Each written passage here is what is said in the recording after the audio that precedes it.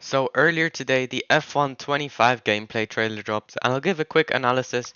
First, we got the Austria reverse track on board with Oliver Behrman, showcasing not only the fact that we can start reverse, so basically the whole grid is swapped around, but just the whole track really. I've personally already done reverse hot laps on previous games, and it is very fun. Many say it's not like a new track, but there's so much to learn, and like the lines and everything is different, so it's basically a new track.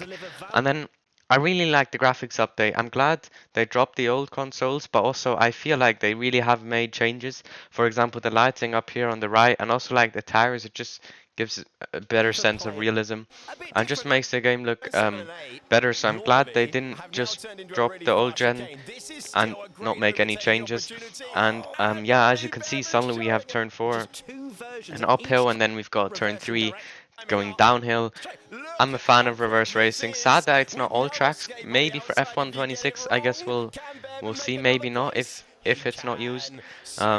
I guess we'll have to wait and see. The next thing we got is Miami, which is another LiDAR scanned track. The curbs look a bit less aggressive. Although from what I've heard on the beta, the curbs aren't that aggressive on the handling, but just everything matched to real life basically, which is very, very cool. You can see the curbs just quite flat and not as sausage curb-ish as we had on the previous game. But anyway, the first half of the lap at Miami is pretty much the same. It's more visuals that have been changed. But then as you can see, once we head into the chicane, this is where things really change. So the chicane, we used to be able to fully extend the entry and then cut across both curbs on both apexes. But heading into this one, we've got the wall all the way on the right. So there's no extending, no ability to get any track limits warnings there, but we can get damage if you just run too wide into the wall. And then this curb to the left is right at the wall, so again you're going to have to be very careful. And then this right-hander curve, you can't see it due to cockpit, but I think we've got some other off-board shots and previous deep dives. Correct me if I'm wrong, but if I remember correctly, this curve has changed as well, so we're gonna have a different line through there. And then we have a new podium sequence, basically an animated camera rather than just a still camera. So as you can see, Piastri walking out, but then this cutscene is new, which looks pretty clean, just a small little add-on. And we then get Silverstone in reverse. Now firstly, this is out of cups heading down to Luffield, and you can see this green bar at the top signals DRS being enabled, which I don't remember being in the regular layout. I don't know if we will get it in the regular layout. I might have missed it, that they're introducing it for F1 or 2020 for the 2025 season. But yeah, I noticed that in the trailer, and you can see we're chasing down Alonso, and then we've got a pit stop to make on the reverse track. So you can see out of the penultimate corner, really, we're gonna just head straight into the pit lane. It's gonna be a regular pit entry with the speed, and then what they've done is basically swapped around all the pit stop garages and gantries and pit perches and everything, which is pretty cool.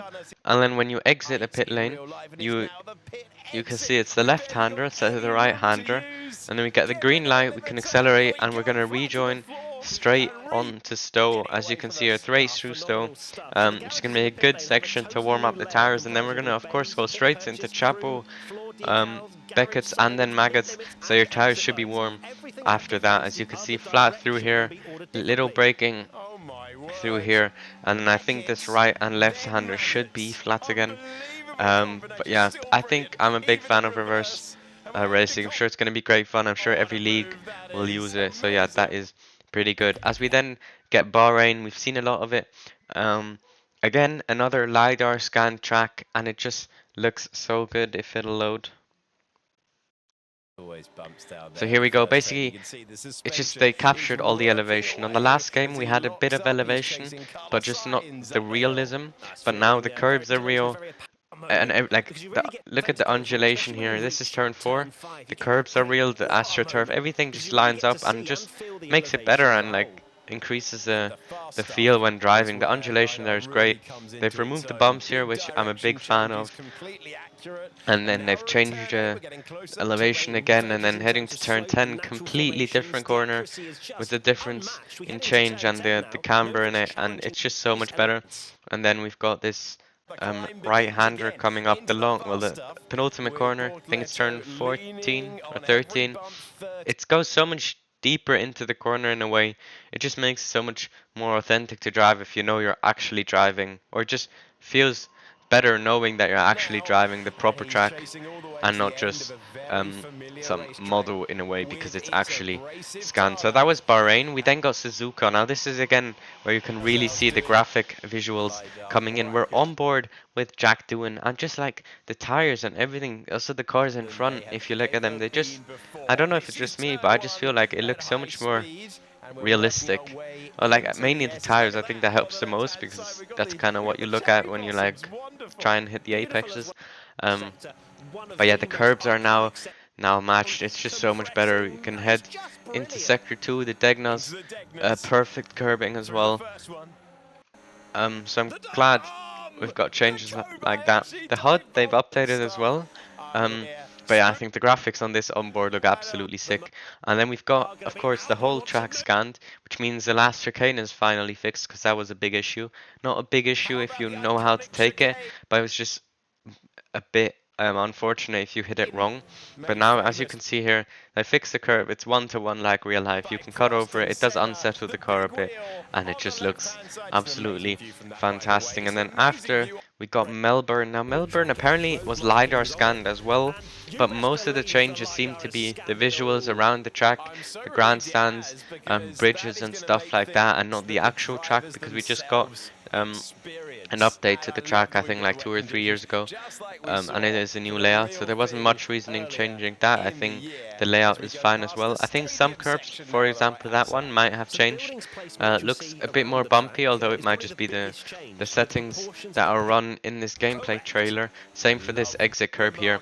But yeah, looks pretty solid. I doubt the wet tire will be used, but maybe they fix that. Maybe we're able to actually use the wet tire and not only have to run the intermediates, which would be good as well. Brilliant place to go racing.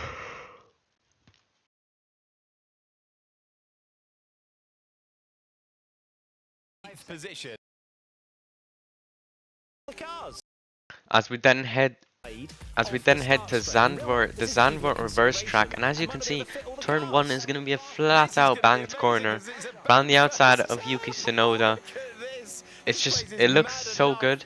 I already said I like reverse tracks, basically a new track to learn, and it's just absolutely epic.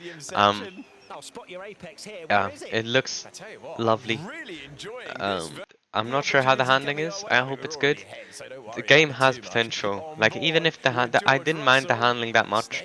I don't care too much about the handling, as I'm not expecting a fully realistic simulator from this. It should be more of a fun, arcade, beginner-friendly game, so you can just hop on and race and don't need to grind hours to even be able to keep the car straight. And then you can see that flat-out left-hander, just absolutely insane in an F1 car. And then we head into the last sector, of course, the downhill, banked. It's just, it looks so fun to drive. I can't wait to drive it myself. I really have hope that the game delivers. I've got plenty of content planned to hopefully grow our YouTube and socials and community even more. But I think that was already it. The last preview we got here of the F1.25 gameplay trailer. So if you did enjoy this video and want to get tons of tutorials, hot laps and content for F1.25, please subscribe to my channel to support me as well. And until next time, from me, it's take care and goodbye.